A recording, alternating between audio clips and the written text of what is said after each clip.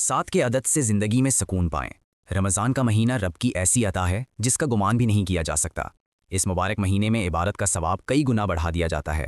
افطار کے قبولیت والے لمحات میں ایک طاقتور عمل جو شیخ الوظائف حضرت حکیم محمد طارق محمود چغتائی دامت برکاتہم عالیہ نے بتایا، اگر آپ کی 3 ایسی مرادیں ہیں جو ناممکن لگتی ہیں تو دوسرے سے چھٹے روزے تک افطار کے وقت صرف 7 بار یہ 7 سلام پڑھیں۔ سلام قولا من رب الرحیم، سلام علی ابراہیم، سلام علی نوح فی العالمین، سلام علی موسیٰ و ہارون، سلام علی الیاسین، سلام علیکم طبتم فادخلوہا خالدین، سلام ہی حتی مطلع الفجر۔ پرانا بخار ہو، کینسر، ہیپیٹائٹس، دل یا معدے کا مرض ہو، اولاد کی نافرمانی ہو، گھر میں ناچاکی ہو، جادو، بندش یا جنات کے اثرات ہوں، بس تصور کریں اور یقین کے ساتھ یہ 7 سلام پڑھیں۔